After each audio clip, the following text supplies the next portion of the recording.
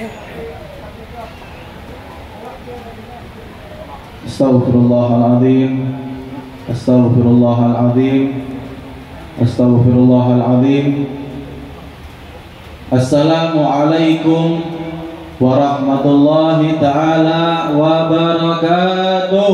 Waalaikumsalam warahmatullahi wabarakatuh.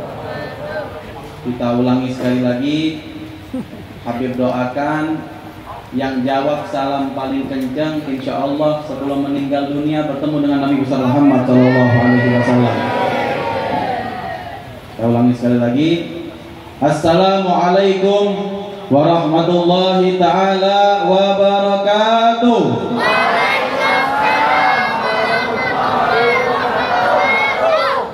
Insya Allah kita semua dikumpulkan dengan Nabi besar Muhammad Sallallahu Alaihi Wasallam. Amin ya Rabbal Alamin.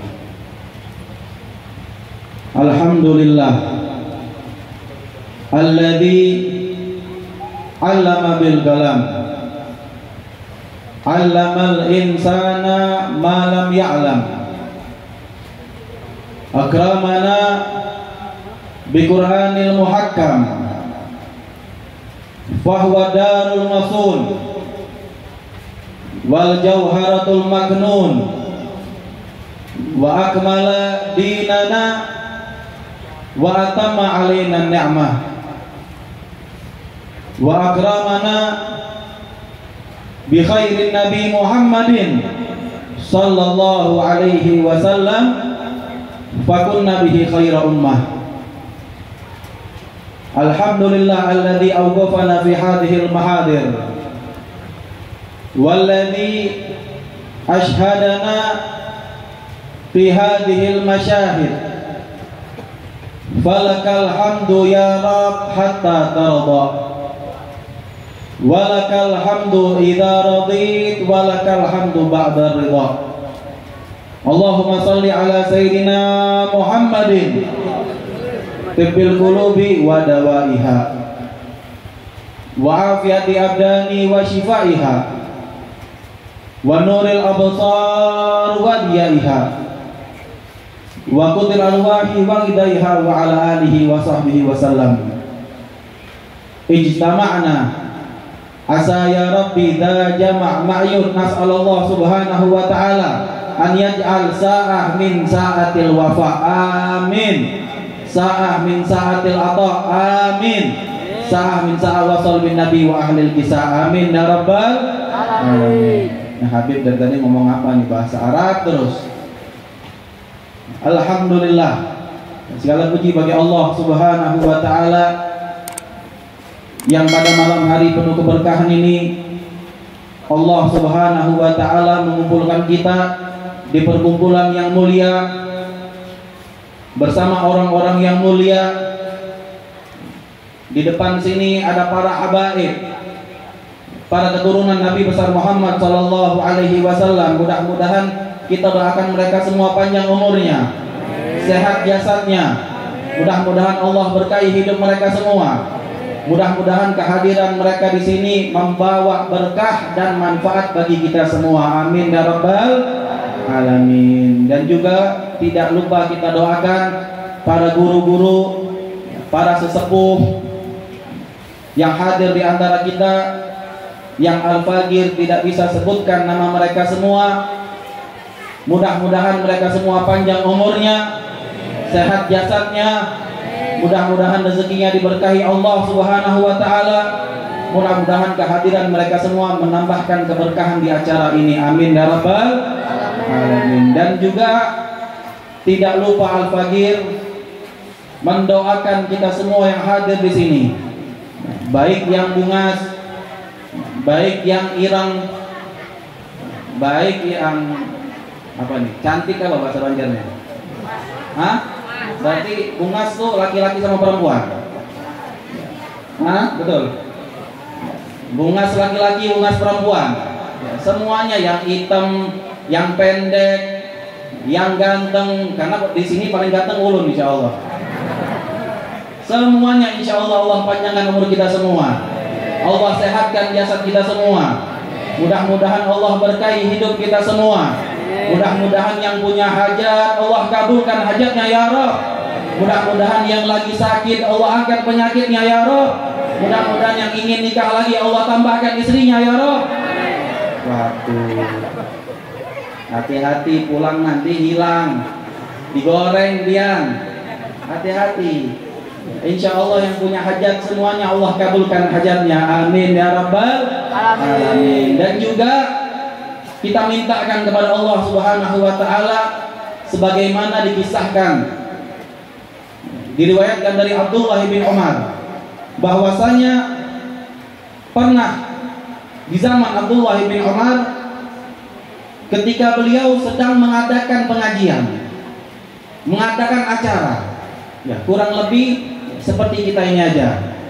Cuman mungkin zaman dahulu nggak ada speaker, nggak ada mic, nggak ada panggung. Ketika itu beliau sedang mengajarkan ilmu-ilmunya Allah Subhanahu wa Ta'ala. Lalu kata Abdullah bin Umar, pada saat tersebut ada satu orang yang penuh dosa, setiap harinya berbuat maksiat, setiap jamnya melakukan hal yang dimurkai Allah Subhanahu wa Ta'ala. Ketika itu saya lihat, kata Abdullah bin Umar, dia tiba-tiba masuk ke dalam pengajian saya.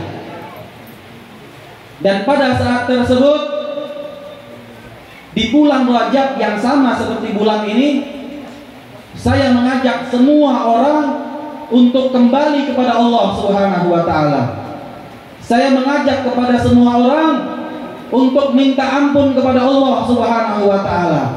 Wa subhanallah, kata Abdullah bin Umar, orang yang tadi datang ke majelisnya saya, ke pengajian saya, membawa dosa seperti gunung.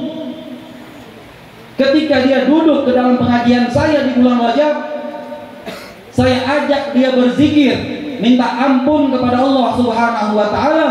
Kata Abdullah bin Umar, demi Allah, tidak dia mengucap satu kali kalimat istighfar, minta ampun kepada Allah Subhanahu wa Ta'ala, kecuali saya lihat dari tubuhnya Allah leburkan semua dosanya, sampai kata Abdullah bin Umar, dosanya seperti bayi yang baru lahir, nggak ada dosa sama sekali. Subhanallah. Dan insya Allah kita di bulan Rajab ini kita sama-sama minta ampun kepada Allah Subhanahu wa Ta'ala. Mudah-mudahan dosa yang ada pada diri kita semuanya diampunkan oleh Allah Subhanahu wa Ta'ala. Anhumu maghfuran lakum qad buddilat sayi'atukum hasanah. Kata Nabi besar Muhammad sallallahu alaihi wasallam di dalam Sahih Bukhari, pernah diceritakan bahwasanya pernah ada salah satu orang yang cinta hadir ke dalam majelis ilmu. Di setiap acara dia hadir, dimanapun acara dia hadir, cinta terhadap ilmu. Akan tetapi ibadahnya kurang.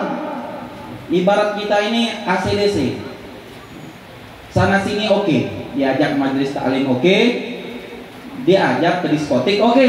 Betul atau tidak? Betul atau tidak? Begitulah yang dikisahkan. Dia ini majelis taklim oke, terus lihat majelis taklim, kemanapun acara dia hadir, tapi maksiat terus juga.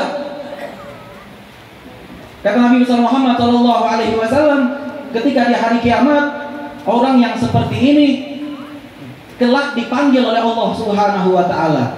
Dipanggil sama Allah, dibuat tempat yang khusus antara dia sama Allah Subhanahu wa Ta'ala. Ya, enggak ada yang bisa lihat kecuali antara dirinya dan Allah Subhanahu wa Ta'ala.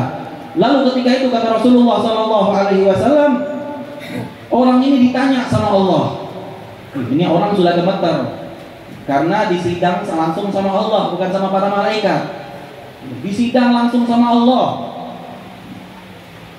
Ketika itu Allah bertanya sama dirinya, wahai hambaku, semasa hidup di dunia kenapa kamu terus bermaksiat? Mulai gemeter ini orang. Kata orang ini, ya Allah, saya ini tidak bisa menjauhi maksiat ya Allah. Cuman Alhamdulillah ya Allah, walaupun saya hamba yang buruk, hamba yang nakal, namun saya cinta terhadap majelis ilmu, majelis agama. Saya cinta terhadap para ulama. Saya cinta terhadap kekasih-Mu ya Allah. Maka saya yakin ya Allah, berkat modal ini Engkau tidak mungkin mengadab saya ya Allah. Subhanallah. Ini orang nantang Allah. Jadi tanya Allah, kenapa kamu maksiat? Jawabnya panjang lebar. Dia pede ya Allah, nggak mungkin Engkau maksiat mengadab saya ya Allah. Karena saya yakin berkat saya, apa yang saya lakukan di dunia, saya pasti masuk surga-Mu ya Allah. Apa kata Allah Subhanahu wa ta'ala?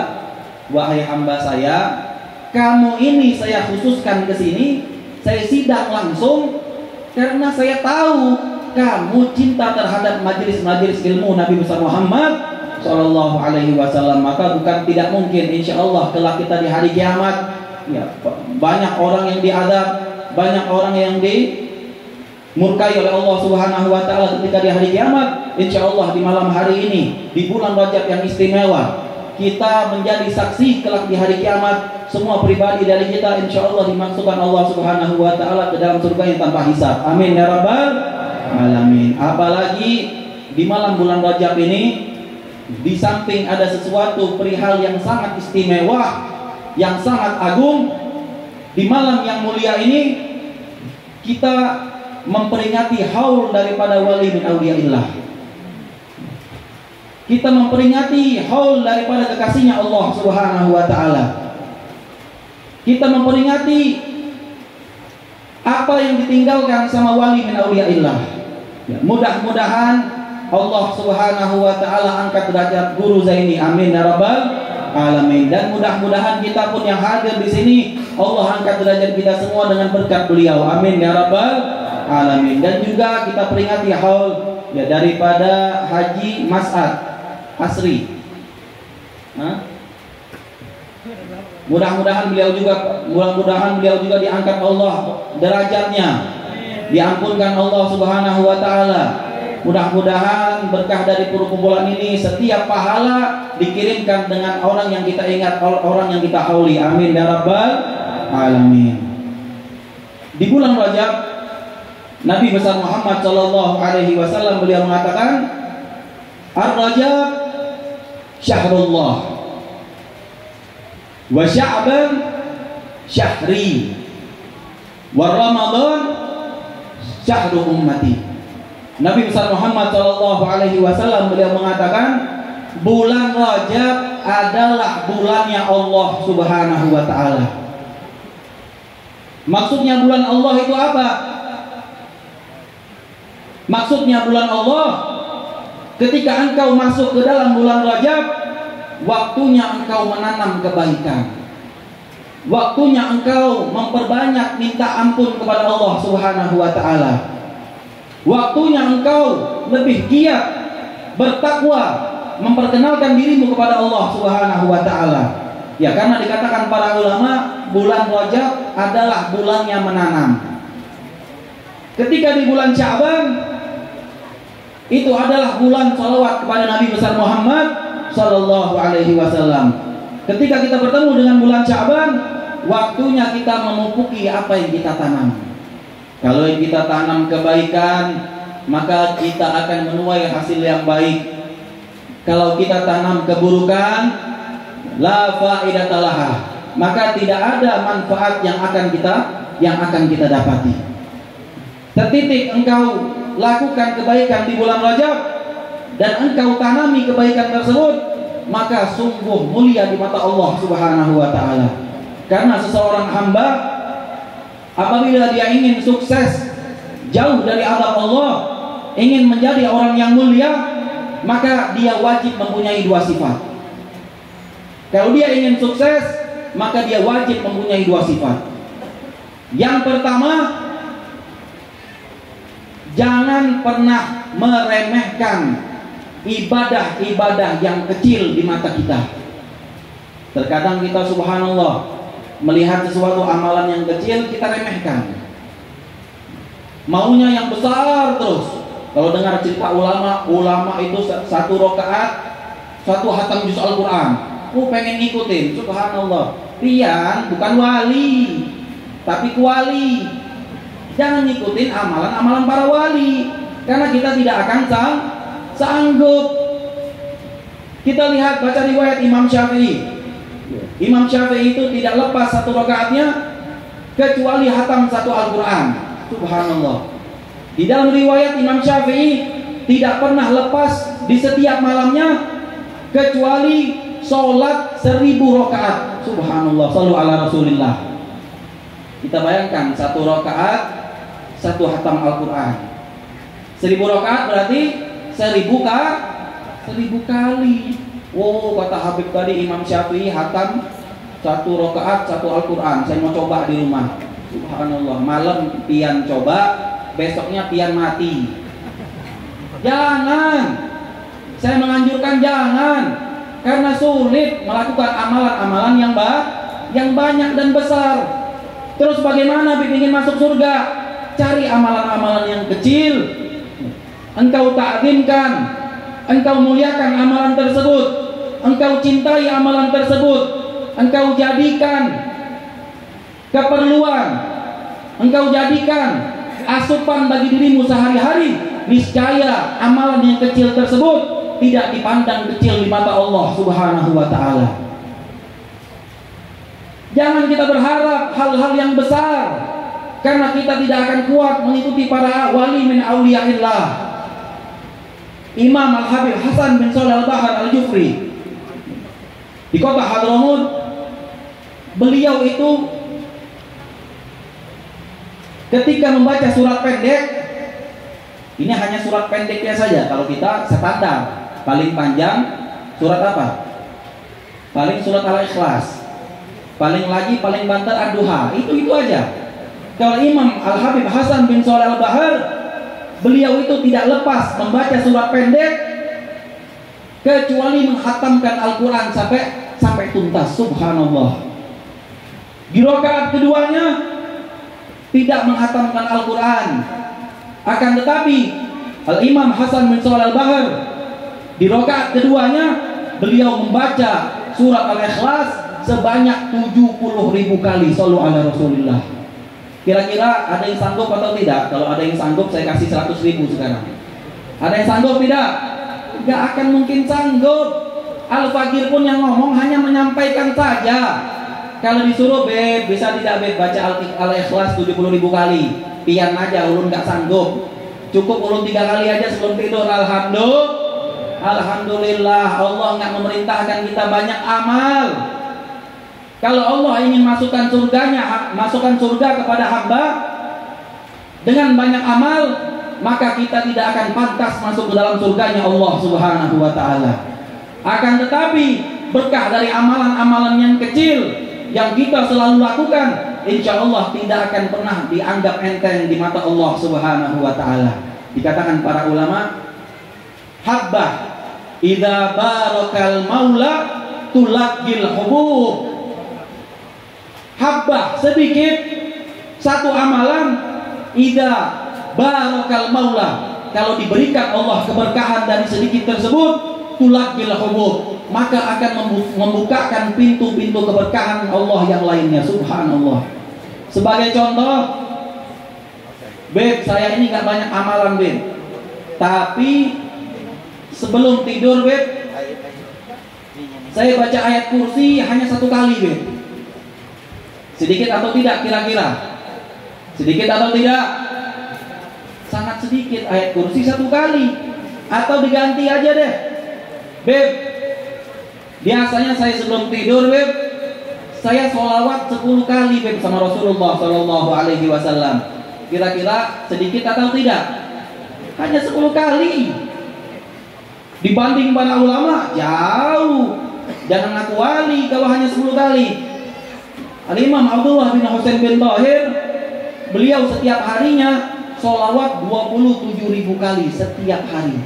Sebelum tidurnya membaca sholawat 27.000 kali. Kira-kira ada yang sanggup atau tidak? Ada yang sanggup atau tidak? Tidak semangat. Ada yang sanggup tidak? Kalau sanggup, insya Allah pasti pian jadi wali. pasti pian masuk surga asalkan sanggup. Kalau Al-Fajr diajarkan sama guru-guru Al-Fajr, gak usah yang banyak-banyak, cukup baca 10 kali setiap hari dilakukan, maka manfaatnya lebih banyak daripada orang yang melakukan yang banyak. Itu yang diajarkan oleh guru-guru kami, sanadnya nyambung kepada Nabi besar Muhammad Shallallahu Alaihi Wasallam. Jadi jangan sedih kalau punya amalan yang kecil, tapi engkau dawamkan, engkau cintai, maka manfaatnya kelak di hari kiamat lebih besar daripada orang yang amalannya banyak tapi meremehkan amal itu sendiri. Sebagai contoh, pernah dikisahkan bahwasanya, ya ini baru ceramah mukadimahnya aja, karena kata panitia, Beb ceramahnya 2 jam Beb, nunggu habaib-habaib yang datang. Oke. Pernah diceritakan bahwasanya ada salah satu orang setiap harinya itu bersedekah. Sedekahnya hanya sedikit saja. Setiap pagi dia kumpulkan makanan di malam hari, 1 roti sama sedikit madu atau manis-manisan di zaman dahulu. Kita anggap saja madu. Setiap hari dikumpulkan sama beliau, disiapkan di malam hari. Pagi harinya beliau sedekahkan sama orang yang pertama kali dia lihat. Jadi makanan itu pagi-pagi kalau lihat orang nggak pandang bulu, dikasih sama dia sedekah makanan tersebut. Terus dia dawamkan sedekah tersebut, hanya sedikit, paling hanya 5.000 perak. Ya, kalau dipikir-pikir di zaman sekarang paling hanya 5.000 perak. Ibaratnya pagi-pagi pian sedekah roti roti sari roti yang putih itu sama selai sedikit yang sedekahkan. Kira-kira murah atau tidak? Sangat murah. Tapi ini orang setiap hari dilakukan sama beliau. Setiap hari dilakukan sama beliau. Sampai tibalah akhir hayatnya, dia meninggal dunia, maka meninggalnya beliau dalam keadaan senyum terus. Sampai orang-orang mengatakan, nih kami nggak pernah menemukan jenazah seperti ini, nggak pernah. Senyumnya itu beda. Kalau bahasa kita ini senyum Pepsodent. Ya, giginya kelihatan putih, bening, nggak ada kuning-kuning, nggak ada tai giginya, bersih. Ya, enak dilihat, enak dipandang. Kalau orang ahli maksiat, sebelum dikuburkan saja mukanya sudah hitam mungkin kan ada, apalagi dikuburkan. Ini orang senyum, bersinar merona, maksimal, glowing. Ketika itu orang-orang semuanya bertanya-tanya, ini amalan beliau ini apa setiap hari dilakukannya? Mencari-cari amalannya. Ketika dikuburkan, selesai dimakamkan jenazahnya, maka ada salah satu orang bermimpi ketemu dengan beliau. Ya, orang yang penasaran tadi mimpi ketemu dengan orang ini.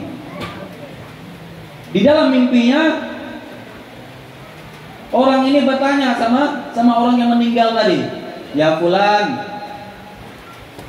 kok kamu kelihatan bahagia banget? Sampai saya heran, senyumnya itu beda daripada orang yang lainnya senyum kamu itu." Kata orang ini, "Demi Allah, saya itu pernah melakukan 2 amalan, yang amalan tersebut saya anggap enteng, namun sangat besar di mata Allah Subhanahu wa ta'ala. Yang pertama, saya itu tidak pernah melepasi setiap pagi bersedekah 1 buah roti sama sedikit daripada madu. Setiap hari saya lakukan. Apa manfaat yang saya dapati?"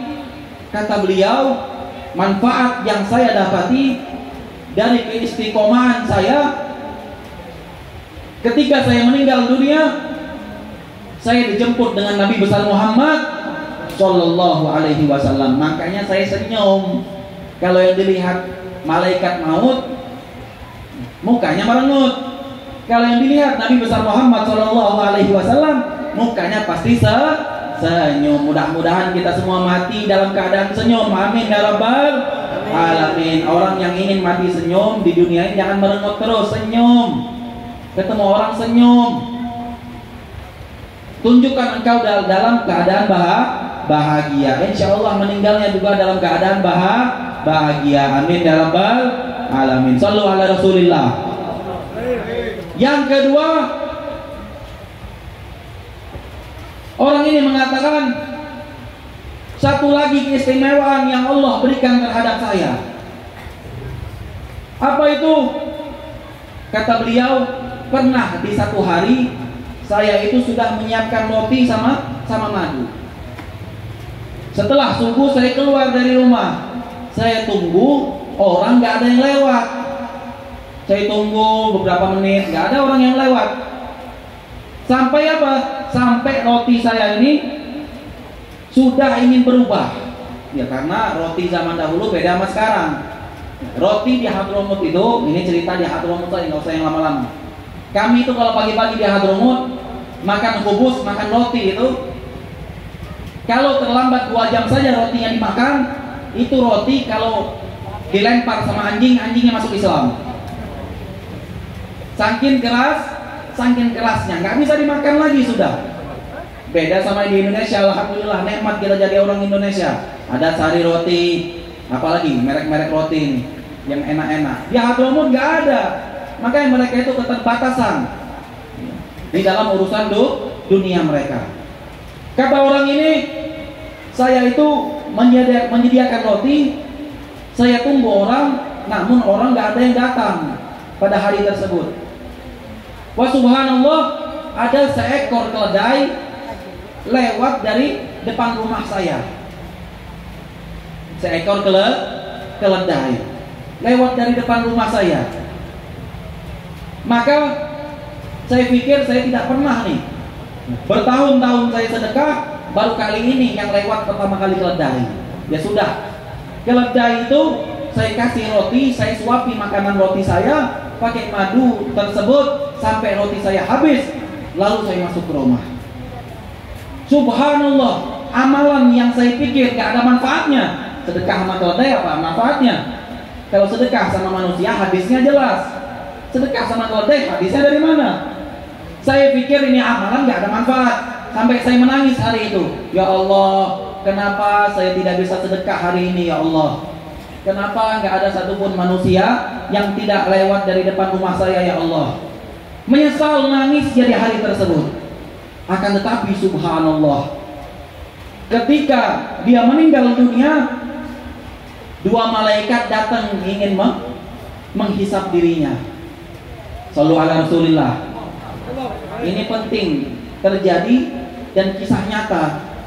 Ini sangat penting pelajarannya. Kata beliau, ketika 2 malaikat ingin menghisap saya, maka subhanallah, datanglah keledai tadi yang ketika di dunia saya beri roti yang tidak seberapa. Ketika saya lihat keledai tersebut adalah perintah dari Nabi besar Muhammad Sallallahu Alaihi Wasallam. Apa yang dilakukan keledai tersebut? Keledai tersebut berkata sama 2 malaikat, hei malaikat, jangan kau azab ini orang. Karena kenapa?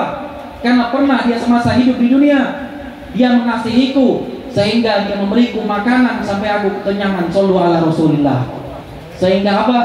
Sehingga 2 malaikat yang serem tadi ingin menghisap saya, mereka semua pergi karena perintah dari keledai ini yang diperintahkan langsung oleh Nabi besar Muhammad Sallallahu Alaihi Wasallam. Jadi ibrah yang sangat penting, kisah yang sangat penting yang diambil daripada kejadian tersebut adalah jangan pernah meremehkan kebaikan-kebaikan yang kecil. Karena terkadang Allah menyimpan ridhonya, menyimpan kasih sayangnya kepada hamba lewat dari perkara-perkara amalan yang kecil. Yang kedua, Jangan pernah meremehkan dosa-dosa yang kecil di mata manusia. Karena kenapa? Karena terkadang Allah Subhanahu wa ta'ala menyimpan murkanya bukan dari dosa yang besar, bahkan dosa yang kecil sekaligus Allah simpan murkanya melebihi daripada dosa yang besar. Subhanallah. Terkadang apa? Terkadang kita menyepelekan dosa-dosa yang kecil. Oh, kalau minuman orang yang bukan milik saya, itu kan dosa yang kecil. Kata siapa dosa yang kecil? Oh, kalau ngambil barang milik teman saya, itu kan dosa yang kecil. Kata siapa dosa yang kecil? Oh, kalau menggibah teman saya, itu kan dosa yang kecil. Kan dijelas di dalam hadis Nabi besar Muhammad SAW, termasuk dari dosa besar. Apa-apa itu dosa besar? Dia berzina, dia minum minuman keras, dia meninggalkan sholat. Itu dosa-dosa yang besar. Lah kan ngintip teman dosa kecil, yang disebutin sama hadis Nabi besar Muhammad SAW. Subhanallah. Ini orang harus disadari. Terkadang Allah menyimpan murkanya, menyimpan dahsyatnya, perihnya daripada azabnya, daripada perkara-perkara dosa yang kecil. Sebagai contoh, dulu pernah dikisahkan oleh Imam Abdullah bin Alwi al-Haddad bahwasanya pernah dulu ada seseorang badui. Ada seseorang badui. Badui ini turun dari Badiah. Ya, Badiah itu adalah di atas gunung daripada Hadramut. Ya, kalau insya Allah suatu saat kita ziarah semuanya ke Hadramut, amin ya rabbal alamin. Nanti ada yang namanya suku Badui. Ya, suku Badui ini biasanya turunnya malam-malam. Siang-siang nggak pernah muncul, dia malam-malam turunnya. Kalau kita lihat Badui, maka jangan pernah kita remehkan. Karena kenapa? Karena Badui ini orang yang tidak punya dosa. Gak ada ulama yang nyampe dakwahnya ke sana. Mereka itu keterbatasan semua hidupnya. Mandi aja jarang. Subhanallah, Beb, saya ini pribadi saya ceritakan. Pernah saya di Sewon, di kota Sewon dulu. Saya pernah masuk kamar mandi, masuk toilet, bekas dari Badui. Subhanallah. Itu mungkin hari yang paling sial sudah. Ketika saya lagi sakit perut, ingin mengeluarkan hadas besar, di dalam kamar mandi ada orang. Sudah lama pas keluar, subhanallah, wanginya wangi kasturi. Itu mungkin mau mati saya di dalam kamar mandi itu. Kalau nggak kepaksa saya nggak mau saya masuk, karena sudah terpaksa, nggak ada tempat yang lain, ya sudahlah. Ya, saya hancurkan hidup saya demi hajat saya. Bau minta ampun. Itu ciri-ciri orang Badui. Karena mereka jarang mandi, air nggak ada di sana, keterbatasan ekonomi, dan juga nggak ada sabun-sabunan yang banyak seperti di kota. Kata Imam Abdullah bin Alwi al-Haddad, pernah pada saat tersebut ada orang Badui turunnya siang hari, turun di siang hari, subhanallah. Pada saat tersebut ada salah satu ulama yang lagi meninggal dunia, dan kami pada saat tersebut ingin memandikan jenazah ulama tersebut, ingin memandikan jenazah, ingin menyolatinya.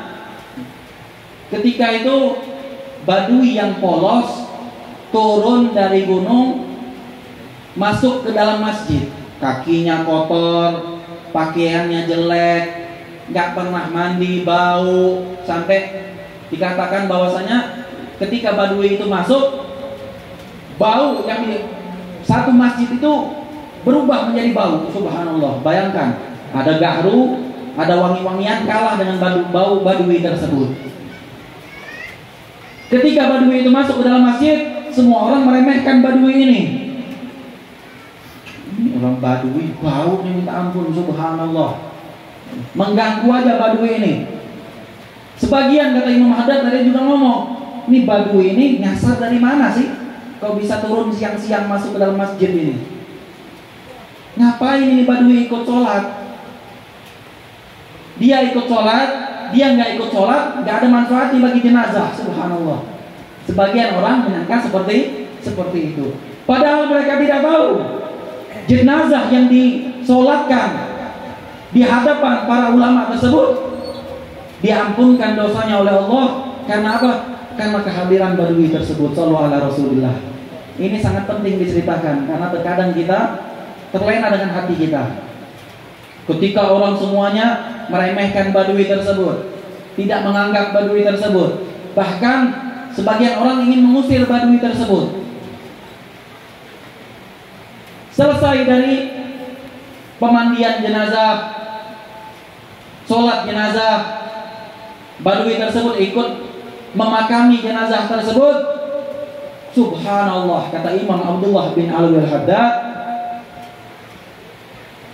semua orang yang meremehkan orang Badui tersebut dimimpikan sama jenazah yang disolatinya tadi. Subhanallah.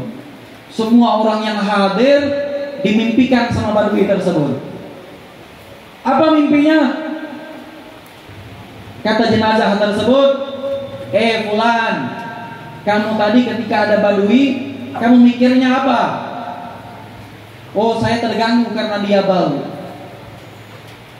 Kata jenazah tersebut, demi Allah, demi Rasulullah, saya sekarang masuk di singgah sana Nabi besar Muhammad sallallahu alaihi wasallam berkat doa Badui tersebut. Subhanallah, sallallahu ala Rasulillah. Satu orang lagi mimpi, Badui tersebut mimpi dengan mimpi yang sama. Sampai apa? Semua orang heran.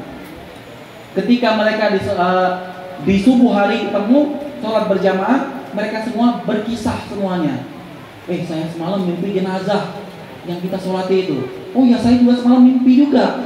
Oh, saya juga mimpi. Semuanya mereka berkisah kisah yang sama, bahwasanya ini jenazah diampuni dosanya karena kehadiran Badui tersebut. Akhirnya kata ulama di situ, ya sudah, kalau tidak kita cari aja Badui tersebut, kita minta maaf atas pemikiran-pemikiran yang jelek bagi dirinya. Kita tanya doa apa yang dia mintakan kepada Allah sehingga ini jenazah diampunkan dosanya. Akhirnya apa? Mereka musyawarah sampai mereka naik ke Badiah, ke atas gunung mencari Badui tersebut. Rame-rame ini orang masjid, rombongan cari Badui tersebut. Ketika naik ke gunung mereka, akhirnya singkat cerita ketemulah dengan Badui tersebut. Subhanallah. Ketika bertemu dengan Badui tersebut, mereka bertanya, wahai Badui, kami kedatangan kami ke sini ingin minta ampun sama engkau karena ketika engkau kemarin datang kami merasa terganggu sehingga kami ada pemikiran-pemikiran yang buruk tentang engkau dan kami meremehkan engkau. Kata Badui ini dengan polosnya, demi Allah saya tahu hal itu dan tidak saya berpisah sama kalian semua kecuali saya sudah memaafkan kalian semua. Dan saya mintakan kepada Allah, mudah-mudahan kalian semua kelak di hari kiamat berkumpul dengan Nabi besar Muhammad sallallahu alaihi wasallam. Serentak mereka semua menangis dengan pernyataan dari Badui tersebut. Pertanyaan yang kedua, wahai Badui, kami ingin bertanya tentang satu hal, katanya. Apa kata Badui itu? Wahai Badui, kami semalam dimimpikan sama jenazah yang kita sholati. Lalu kata Badui itu, subhanallah, semuanya kami ini dimimpikan bahwasanya jenazah tadi diampunkan semua dosanya oleh Allah Subhanahu wa taala dan berkumpul di dalam surganya Allah dengan Nabi besar Muhammad sallallahu alaihi wasallam. Lalu yang kami ingin pertanyakan, wahai Badui, di dalam mimpi kami statement dari orang yang kita sholati tersebut, dia mengatakan bahwasanya dia diampuni oleh Allah Subhanahu wa taala karena doa yang engkau panjatkan untuk dia. Kata Badui tersebut, ya Badui polos, ya bukan kayak orang kota, orang kampung, orang desa. Alhamdulillah kalau emang penyebabnya saya. Kata mereka semua, boleh tidak kami minta resep doa yang engkau lantunkan kepada Allah sehingga bisa mengampuni jenazah. Kami berharap berkat doa yang engkau lantunkan, mudah-mudahan ketika kami menyolati jenazah yang akan datang, dia juga diampuni oleh Allah Subhanahu wa taala. Kata Badui ini, ya ma'asyarul ikhwan, wahai teman-teman saya yang datang dari jauh, Al-Faqir ini bukan orang alim. Al-Faqir ini orang yang penuh dosa. Al-Faqir ini orang yang jauh dari Allah Subhanahu wa taala. Beda dengan kalian semua. Kalian bisa hadir ke dalam majelis, kalian bisa bertemu dengan ulama, kalian bisa dicintai sama para ulama. Saya ini orang yang jauh daripada itu semua. Namun ketika saya berdoa untuk memintakan ampun kepada Allah atas jenazah tersebut, saya hanya menyebutkan satu doa saja. Insya Allah ini bisa dipraktekkan untuk kita semua. Apa itu? Kata Badui ini, ya Allah, hadzal mayyit dhaifak. Wahai Allah, ini mayit jenazah di depan saya, tamumu ya Allah. Kira-kira orang yang mati tamu Allah atau bukan? Tamunya Allah. Ya Allah, inna hadzal mayyit dhaifak. Sesungguhnya mayat ini adalah tamumu ya Allah. Wa antum karimun, dan engkau ini karim ya Allah, dermawan, maha pengampun, maha pecinta hamba. Maka dengan doa saya ya Allah dan husnuzon saya kepada engkau ya Allah, kalau engkau orang dermawan, engkau orang yang karim, engkau orang yang rahmah, engkau orang yang penyayang, tidak mungkin seseorang penyayang ketika ada tamu, tamunya diazab, tamunya dilempari, tamunya diusir. Tidak mungkin, bukan orang dermawan itu. Yang saya tahu orang dermawan ketika datang tamu minimal disembelihin kambing katanya. Subhanallah. Kata Badui ini, minimal orang yang dermawan ketika ada tamu minimal kasih makanan, disembelihkan kambing, disembelihkan sapi, disembelihkan onta. Kalau engkau tidak memberinya makanan, maka saya bersaksi ya Allah, engkau bukan orang yang rahmat, engkau bukan orang yang karim, engkau bukan orang yang ghafur ya Allah, engkau bukan zat yang pemaha pengampun. Berkat doa simpel tersebut dari seseorang yang polos, maka semua dosa mayit tersebut diampunkan oleh Allah Subhanahu wa taala. Maka Allah menyimpan murkanya dari sesuatu hal yang kecil. Ya, dari sesuatu hal yang kecil, dari dosa yang kecil yang kita anggap itu dosa yang kecil, maka disitulah letak kemurkaan Allah Subhanahu wa taala. Mudah-mudahan kita semua diampunkan oleh Allah Subhanahu wa taala daripada dosa-dosa yang kecil, daripada perihal-perihal yang dapat mendatangkan murkanya Allah Subhanahu wa taala. Amin ya rabbal alamin. Dan di malam ini sudah 1 jam belum? Di malam ini alhamdulillah, daripada kita mengingat para wali, di malam ini malam yang sangat istimewa. Karena kita bersama-sama memperingati daripada Isra wal Mi'raj Nabi besar Muhammad sallallahu alaihi wasallam, yang ceritanya diabadikan oleh Allah Subhanahu wa taala di dalam ayat Al-Qur'an, subhanalladzi asra bi 'abdihi lailan minal masjidil haram ilal masjidil aqsa alladzi barakna haulahu linuriyahu min ayatina innahu huwas samiul basir. Enggak usah kita artikan karena itu sangat panjang. Ya, insya Allah di penceramah-penceramah yang akan datang akan menerangi tentang lengkap tentang Isra wal Mi'raj. Namun Al-Fajr pribadi ingin sedikit menjelaskan. Sebagian orang belum memahami apa sih makna dari Isra wal Mi'raj Nabi besar Muhammad Shallallahu Alaihi Wasallam. Ya, kalau kisah-kisahnya Nabi naik ke langit ke-7, Nabi naik ke langit ke-6, Nabi naik ke langit ke-5, bertemu dengan Allah, itu mungkin penceramah yang lain sudah banyak menasihati kita, memberikan kita ilmu tersebut. Namun yang paling penting ketika kita mengkaji Isra wal Mi'raj, kita harus punya 3 hal. Ketika kita mendengar Isra wal Mi'raj, kita harus mempunyai tiga hal. Baru kalau ada 3 hal ini, kita bisa mempercayai Isra wal Mi'raj Nabi besar Muhammad Shallallahu Alaihi Wasallam. Yang pertama, at-tasdiq.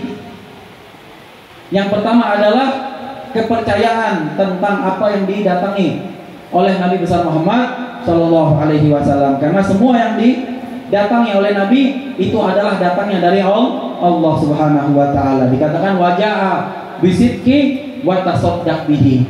Telah datang kepada kami kebenaran, maka beruntunglah orang yang mempercayai kebenaran tersebut. Yang pertama, at-tasdiq, kepercayaan. Yang kedua, jangan pernah memikirkan sesuatu hal yang dibonuskan oleh Allah kepada Nabi besar Muhammad Shallallahu Alaihi Wasallam. Maksudnya apa? Isra wal Mi'raj itu adalah bonus dari Allah untuk Nabi besar Muhammad Shallallahu Alaihi Wasallam. Bonus yang tidak diberikan oleh Allah terhadap hamba-hamba yang lainnya. Yang ketiga, ya, kalau kita sudah paham 1, 2, dan 3, kita tahu dulu, baru nanti kita jelaskan. Yang pertama dari apa? At-tasdiq, sedih. Betul-betul percaya dengan apa yang didatangi oleh Allah lewat Nabi besar Muhammad. Yang kedua, jangan pernah menanyakan sesuatu hal yang dilakukan oleh Allah untuk Nabi besar Muhammad Shallallahu Alaihi Wasallam. Yang ketiga yang paling penting, kalau mendengar peristiwa Isra wal Mi'raj, maka la budda bil iman, maka wajib dengan keimanan. Kenapa wajib dengan keimanan?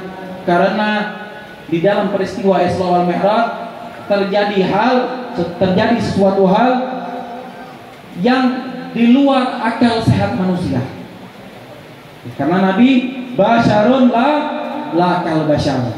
Nabi manusia, Nabi bungas, Nabi punya istri, Nabi makan, Nabi minum, Nabi sakit, Nabi banyak pikiran juga. Namun la kal basyar. Nabi bukan manusia seperti manusia pada umumnya.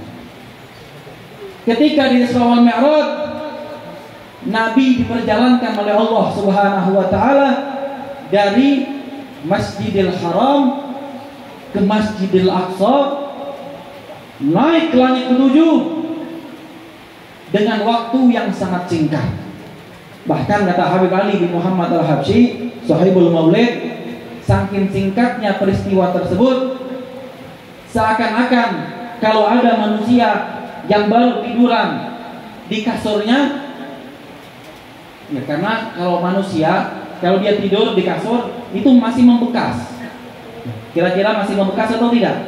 Pasti ada bekas, ataupun ada rasa-rasa hangat di dalam kasur tersebut. Itu kata Habib Ali Habsyi, saking cepat peristiwa tersebut, ketika Nabi pulang setelah menghadap dengan Allah, rasa panas di kasur tersebut masih membekas. Kira-kira cepat atau tidak? Sangat cepat peristiwa tersebut. Ya, seperti kita aja, kita duduk di sini di sofa. Kita bangun, kita pegang lagi sofa kita. Oh, masih panas. Berarti baru ada orang yang mendudukinya. Tapi kalau hilang, berarti panasnya sudah lama tidak diduduki oleh orang. Begitulah kata Habib Ali Habsyi, saking cepat peristiwa tersebut. Sekarang logika saja. Lah Habib, kalau sangat cepat peristiwa tersebut, Beb, itu kan dari Masjidil Haram ke Masjidil Aqsa. Kira-kira logika ada tidak orang yang bisa berpergian sangat cepat seperti itu? Karena kenapa? Karena dari Masjidil Haram ke Masjidil Aqsa memakan waktu bepergian selama 3 bulan. Kalau naik onta. Kira-kira zaman dahulu ada tidak mobil? Ada atau tidak? Pesawat ada atau tidak? Lah kata orang-orang Wahabi, lah nggak mungkin peristiwa ini terjadi. Nggak mungkin. Nabi itu diperjalankan begitu cepat. Oh, Nabi itu, ini mereka nih, haula, kelompok-kelompok sebagian orang ini mengatakan, oh, Nabi tidak diperjalankan oleh Allah. Namun Nabi itu dimimpikan oleh Allah tentang kejadian Isra wal Mi'raj, sehingga itu adalah sebuah ilham dari Allah Subhanahu wa taala. Kira-kira statement semacam ini salah atau tidak? Salah atau tidak? Sangat salah. Keliru statement seperti ini. Hati-hati kalau berucap tentang Nabi, hati-hati lisan kita. Jangan mudah mengucap sesuatu hal yang berhubungan dengan Nabi besar Muhammad SAW. Karena ketika kita berucap sesuatu hal yang berhubungan dengan Nabi dan ada sesuatu hal yang meremehkan, maka ditakutkan kita keluar dari agama Islam. Jadi kalau ada orang yang mengajarkan seperti ini atau ada kelompok yang mengatakan seperti ini, maka kita katakan mereka semua adalah musuh-musuh Nabi tapi berselimut agama. Kira-kira beda atau tidak? Dulu Abu Jahal sama Abu Lahab, mereka memusuhi Nabi, memerangi Nabi, menuduh Nabi. Namun di zaman sekarang ada umat Islam berlabel agama Islam, mengaku umat Nabi, tapi tidak mempercayai sesuatu hal yang datang dari Allah untuk Nabi besar Muhammad Shallallahu Alaihi Wasallam. Kira-kira sama atau tidak? Sama atau tidak? Sama. Kita Ahlussunnah wal Jamaah yang diwarisi sama para wali kita, para aulia kita, yang sanadnya jelas sampai kepada Nabi besar Muhammad Shallallahu Alaihi Wasallam. Mereka meyakini bahwasanya kejadian Isra wal Mi'raj itu adalah bonus untuk Nabi besar Muhammad Shallallahu Alaihi Wasallam, dan Nabi diperjalankan Allah Subhanahu Wa Taala zahiran wa batinan. Hati dan jasad langsung dikirimkan oleh Allah Subhanahu Wa Taala untuk Nabi besar Muhammad Shallallahu Alaihi Wasallam. Lah Beb, kalau perjalanan yang sangat jauh seperti itu bisa ditempuh Nabi sangat cepat, bagaimana kisahnya Nabi bisa naik langit 7, Beb? Mungkin saja, mungkin. Kalau masalah perjalanan dari Masjidil Haram ke Masjidil Aqsa, mungkin saja bisa ditempuh dengan cepat. Ya makanya kalau kita punya anak, jangan sering dilihatkan film-film kartun. Karena kenapa? Karena kartun ini kebanyakan menghina sejarah-sejarah Nabi. Apa salah satunya? Yang sering kita tonton itu film Doraemon. Tahu film Doraemon? Tahu tidak film Doraemon? Kira-kira film Doraemon menyamahi kisah Nabi atau tidak? Menyamahi kisah Nabi atau tidak? Menyamahi kisah Nabi. Karena kenapa? Karena di dalam film Doraemon itu ada pintu yang katanya buka pintu tersebut langsung bisa ke tempat yang lainnya. Hayalan seperti ini diambil daripada kisah Nabi besar Muhammad Shallallahu Alaihi Wasallam. Maka hati-hati. Kalau punya anak kecil, tontonkan perihal-perihal yang baik, tontonkan perihal-perihal yang bagus. Ya, jangan sampai anak kita terlena. Oh, anak kecil ketika kita tontonkan Doraemon, oh, Nabi diperjalankan Allah sangat cepat. Berarti Nabi seperti Doraemon dong. Hati-hati. Hal-hal tersebut hanya dimiliki baginda Nabi besar Muhammad Shallallahu Alaihi Wasallam. Mau minum sebentar nggak masalah ya.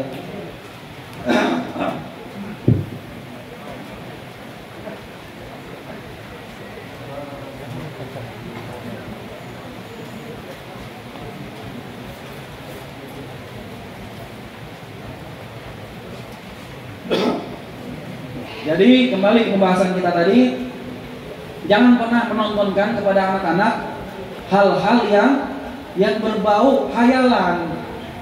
Karena kenapa? Karena ketika anak tersebut nanti mendengar peristiwa Isra wal Mi'raj, nanti anak tersebut berpikir, oh, Nabi bisa jalan dengan cepat, Doraemon juga bisa.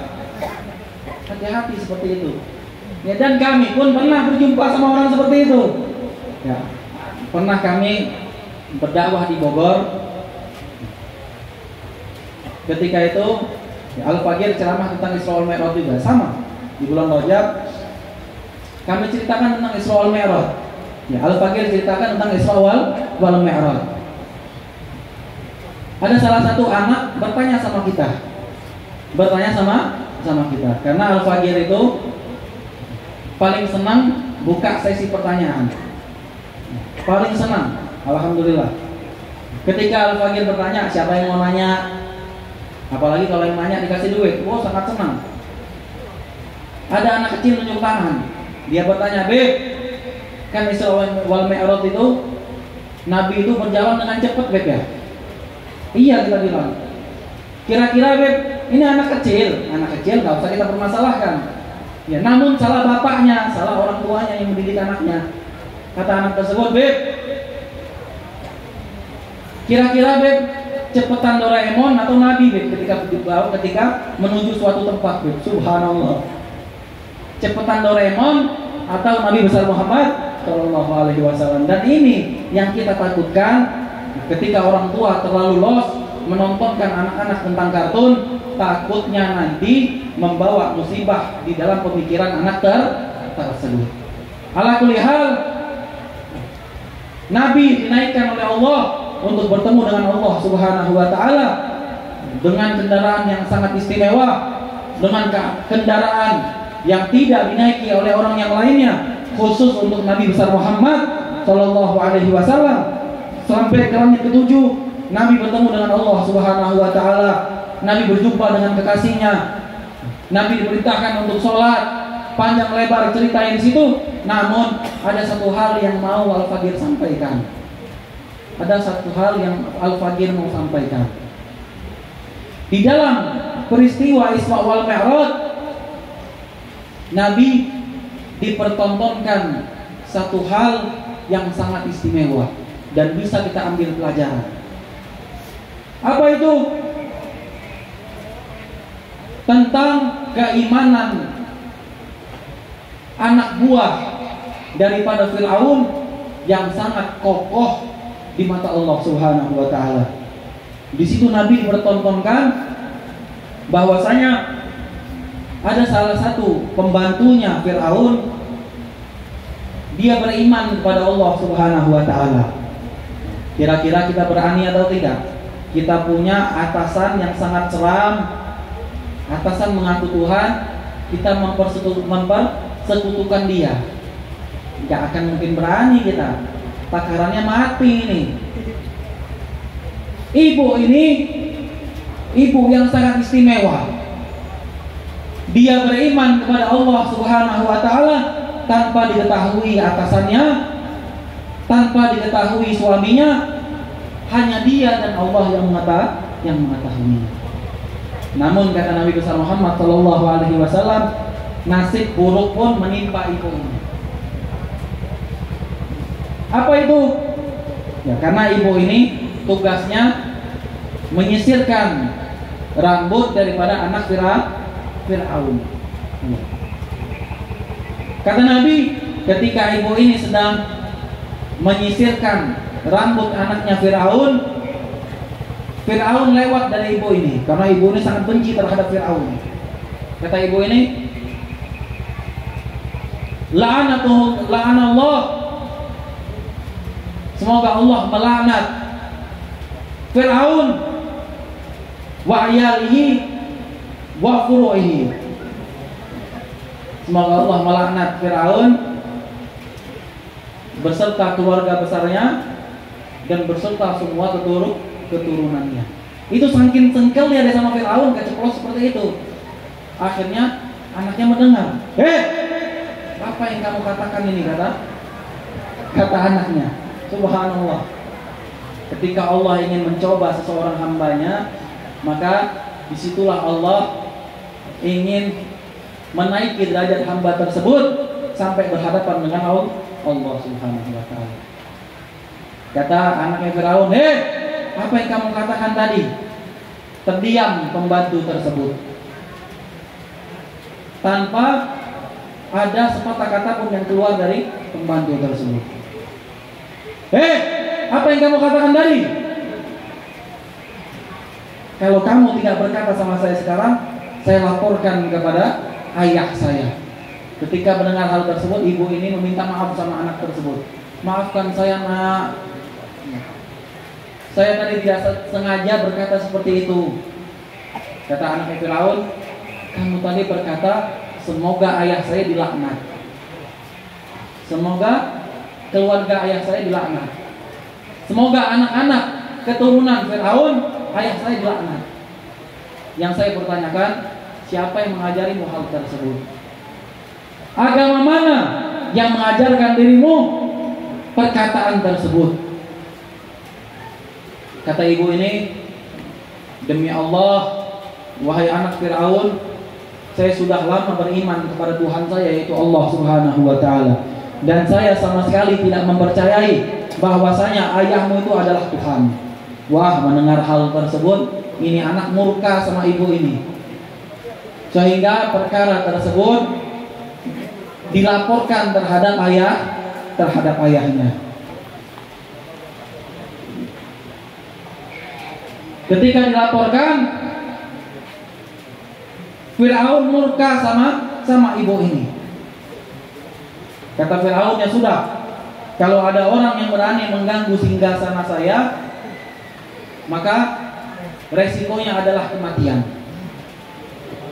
Siapkan air yang sangat panas, yang di bawahnya dihidupkan api yang sangat besar.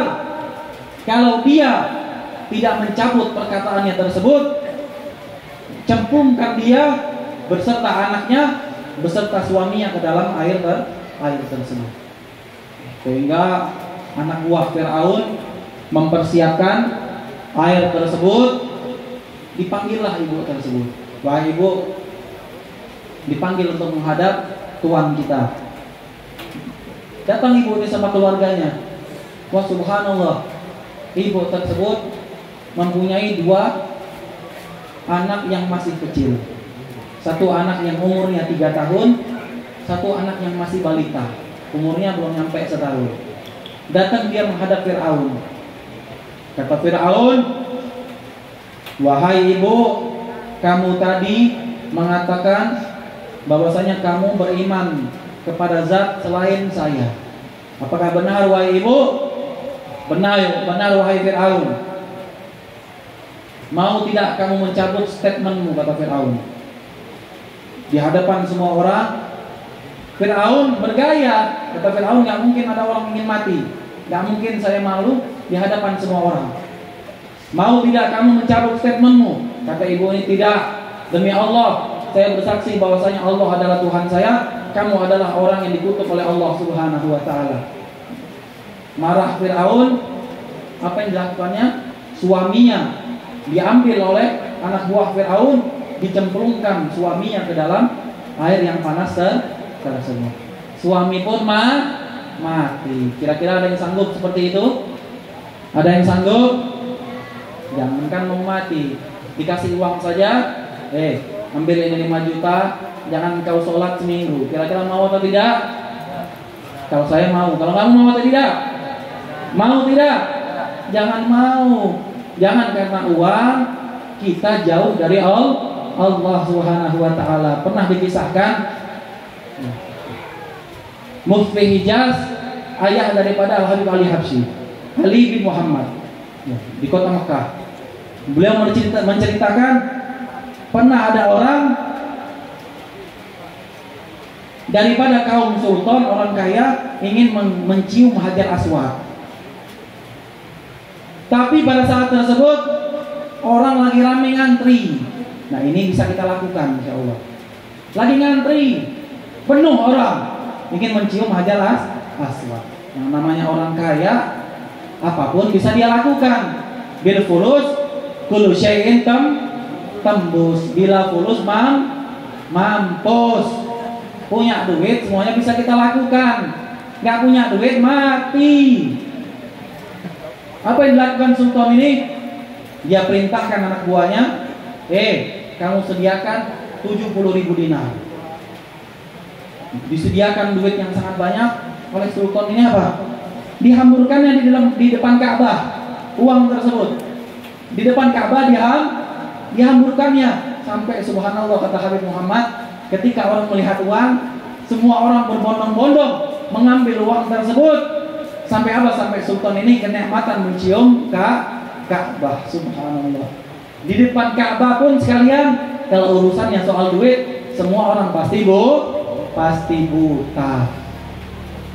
Apalagi soal kematian. Ibu ini suaminya dibunuh sama Fir'aun. Ditanya lagi sama Fir'aun, kamu cabut tidak statementmu? Kalau kamu tidak cabut, anakmu yang berusia 3 tahun kami akan cemplungkan ke dalam air tersebut, menyusul suami. Kata ibu ini, wahai Fir'aun, demi Allah, saya tidak akan pernah mendustakan Allah. Sesungguhnya engkau adalah orang yang terkutuk. Subhanallah. Dikiranya Fir'aun main-main. Fir'aun langsung perintahkan, kamu ambil anak tersebut, cemplungkan langsung ke dalam air yang sangat panas. Diambil anak ibu tersebut, dicemplungkan ke dalam air tersebut, seketika langsung mati. Bahkan jasadnya langsung meleleh karena saking panasnya air tersebut. Kira-kira ada yang sanggup seperti itu? Ada yang sanggup? Kira-kira ada yang sanggup atau tidak? Demi Allah, saya pun tidak akan sanggup seperti itu. Saya pun tidak akan sanggup seperti itu. Jangan kita berkata, kalau saya lebih lagi dari ibu itu. Berhayal yang sangat besar. Jangan berhayal yang sangat besar. Keimanan kalau sudah diberikan oleh Allah kepada hamba, maka dia tidak akan takut dengan apapun. La khaufun alaihim wa lahum yahzanun. Gak mungkin takut apapun kecuali hanya takut kepada Allah Subhanahu wa taala. Dan saya pun Al-Faqir yang berkata ini, Al-Faqir belum 100% takut kepada Allah Subhanahu wa taala. Jangan kalian kira Al-Faqir berceramah, Al-Faqir takut sama Allah. Ketahuilah, kita semua di sini adalah orang yang penuh dosa. Semua pribadi kita semuanya penuh dengan dosa, penuh dengan kemunafikan, penuh dengan maksiat. Namun demi Allah, orang yang baik itu adalah orang yang ingin bertaubat kepada Allah dan mengakui apa yang diperbuat daripada dosanya. Dikatakan Nabi besar Muhammad sallallahu alaihi wasallam beliau mengatakan, "Kullu bani Adam khata'un wa khairu khata'ina tawwabun." Kata Nabi, semua kalian itu adalah orang pendosa. Siapapun tidak ada yang tidak pernah melakukan dosa. Baik al-faqir, baik para habaib yang di atas, baik kalian yang di bawah, semuanya kita penuh dosa. Kita setiap hari bermaksiat, mendatangkan murkanya Allah Subhanahu wa taala. Namun orang yang paling baik di antara kita adalah orang yang enggan, orang yang setiap hari mengakui bahwasanya dirinya berdosa dan selalu minta ampun kepada Allah Subhanahu wa taala. Maka ketika kita minta ampun kepada Allah, kita menjadi manusia yang paling baik di muka dunia ini. Amin ya rabbal alamin. Nyambung ke cerita ibu tersebut. Ya, Al-Faqir nggak tahu sampai kapan Al-Faqir ini ceramah. Sama salah. Nyambung ke cerita ibu tadi. Ketika anaknya diceburkan ke dalam api, ke dalam air yang sangat panas, Fir'aun mengancam ibu tersebut. Kata Fir'aun, wahai ibu, suamimu sudah mati. Saya tidak pernah mengatakan sesuatu kecuali saya lakukan. Suamimu sudah mati. Anakmu yang tidak punya dosa karena perbuatanmu sudah mati. Sekarang saya mengatakan, kalau kamu tidak mencabut statementmu, maka anak bayi ini saya akan ceburkan ke dalam api yang sangat panas tersebut, ke dalam air yang sangat panas tersebut. Seketika ibu itu menangis. Kira-kira suami mati nggak masalah. Anak berusia 3 tahun ibunya masih kuat. Tapi apa perasaan sebagai ibu ketika melihat anak yang masih digendong, anak kecil yang masih disusui sama ibu tersebut ingin dibunuh sama orang lain? Kira-kira ibu itu sedih atau tidak? Sedih atau tidak? Sangat sedih. Kita pun tidak akan sanggup. Jangankan kita ingin dibunuh anak kita, kita lihat anak bayi kita digigit sama nyamuk saja kita marah. Kita lihat anak kita jatuh saja kita marah, karena saking sayangnya kita terhadap anak kita. Al-Fakir alhamdulillah punya bayi sekarang 2, punya anak sekarang 2. Alhamdulillah. Itu kalau nyamuk saja gigit muka anak saya, sudah datang. Apa?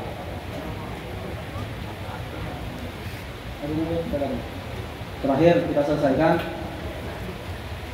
Al-Fakir pun kalau melihat sesuatu hal yang menyentuh anak Al-Fakir tidak terima, karena kasihan dengan anak kecil. Saking sayangnya ibu dengan anak-anaknya. Ibu ini ketika diancam Firaun, wahai ibu, kalau kamu tidak mempersekutukan Allah, maka anak bayi ini akan saya bunuh. Apa kata ibu ini? Mendengar hal tersebut, ibu ini goyang karena kasihan sama anak kecil ini.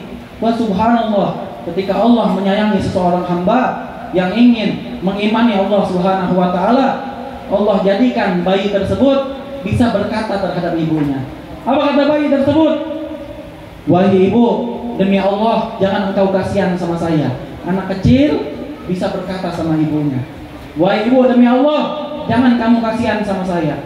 Sesungguhnya Allah telah memberikan memberikan kakakku surga yang sangat istimewa, dan Allah menunggu kita untuk dimasukkan ke dalam surganya Allah Subhanahu wa taala. Spontan ibu ini berkata, demi Allah Firaun, engkau orang yang terkutuk dan saya tidak akan mempersekutukan Allah. Sesungguhnya engkau adalah orang yang terkutuk, engkau adalah orang yang dilaknat. Apa yang dilakukan Firaun? Anak kecil itu diambil, dimasukkan ke dalam air yang panas, langsung sama ibunya dimasukkan langsung ke dalam air yang panas. Maka dari itu, ketika seseorang diberikan keimanan oleh Allah Subhanahu wa taala, maka jagalah iman tersebut, jagalah kasih sayang Allah Subhanahu wa taala, karena beberapa banyak orang yang tidak diberikan keimanan oleh Allah Subhanahu wa taala. Mudah-mudahan Allah merahmati kita semua, mudah-mudahan Allah menyayangi kita semua, mudah-mudahan tidak keluar dari bulan Rajab kecuali Allah Subhanahu wa taala menanamkan kebaikan bagi diri kita. Mudah-mudahan Allah Subhanahu wa taala menyayangi kita di bulan Rajab ini, dan mudah-mudahan tidak kita berpisah dari tempat ini kecuali Allah Subhanahu wa taala menaiki derajat kita sehingga kita dapat berjumpa dengan Nabi besar Muhammad, di bawah barisan Nabi besar Muhammad, masuk ke dalam surga bersama Nabi besar Muhammad sallallahu alaihi wasallam. Wassalamualaikum Muhammadin wa ala alihi wasallam. Walhamdulillahirabbil alamin wal bikum. Wassalamualaikum warahmatullahi wabarakatuh. Yang terakhir Al-Fakir ada pertanyaan. Yang bisa jawab Al-Fakir kasih 50.000. Kira-kira setuju atau tidak? Sambil nunggu Habib Mohdor datang. Al-Fakir ada pertanyaan, yang bisa jawab Al-Fakir kasih 50.000. Tolong sebutkan apa arti Wahabi. Yang tahu arti Wahabi, saya kasih 50.000 sekarang. Kira-kira ada yang tahu? Hah? Ada yang tahu arti Wahabi? Yang tahu arti Wahabi, saya kasih 50.000.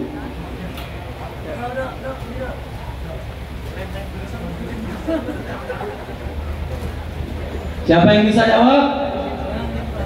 Hah? Masa berat pertanyaannya? Kan setiap hari kita dengar Wahabi, Wahabi, Wahabi, Wahabi. Apa sih arti Wahabi? Agar kita paham mengenai tentang apa arti Wahabi. Kira-kira ada yang bisa jawab?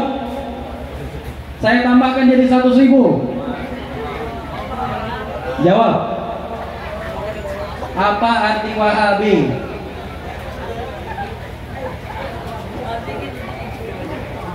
Ada yang bisa jawab?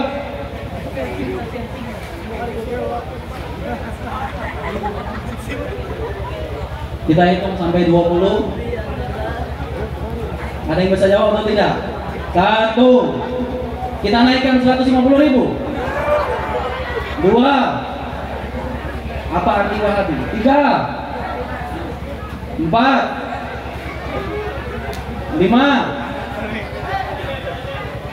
Ada yang mau jawab? Siapa? Kesini.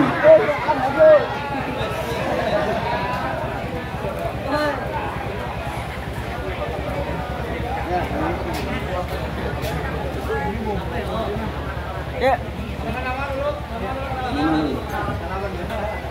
Assalamualaikum warahmatullahi wabarakatuh. Perkenalkan, nama saya Muhammad Ridho, asal dari Gunung Keramat. Langsung aja jawab.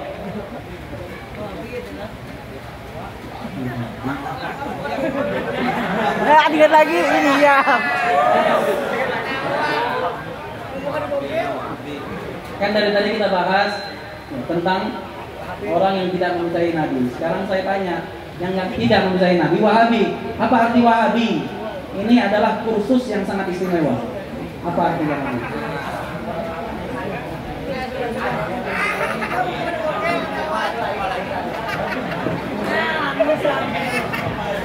Gak bisa jawab?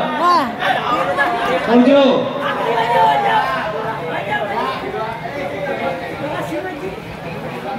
8.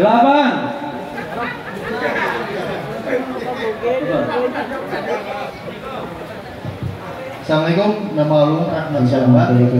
Arti Wahabi itu ditunjuk sebagai pengikut Muhammad bin Abdullah bin Wahab. Salah. 8. 9. Assalamualaikum warahmatullahi wabarakatuh. Waalaikumsalam warahmatullahi wabarakatuh. Perkenalkan, nama saya Kemas Muhammad Akram Abani. Arti Wahabi menurut saya ialah golongan yang pro kontra terhadap ajaran yang sudah ada dengan yang sudah diajarkan oleh sunnah dan Salah. Salah. 10. 11. 12. 13. 14.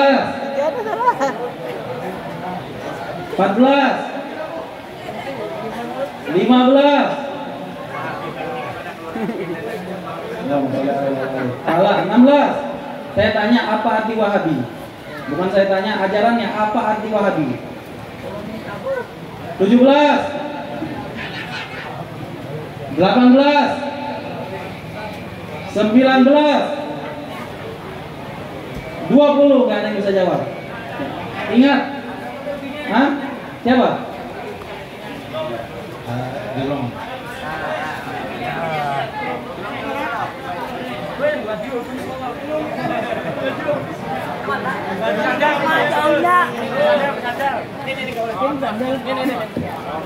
Terakhir ini ya, terakhir kalau salah nanti pertanyaannya selesai.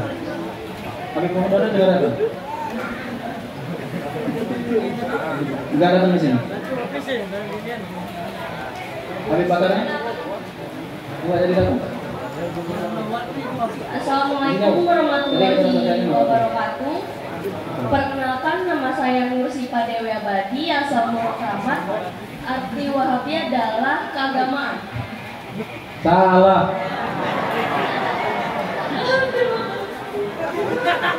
Ingat, arti Wahabi itu adalah wawasannya hanya bid'ah. Semuanya salah. Wabillahi taufiq wal hidayah. Wassalamualaikum warahmatullahi taala wabarakatuh. Waalaikumsalam warahmatullahi wabarakatuh.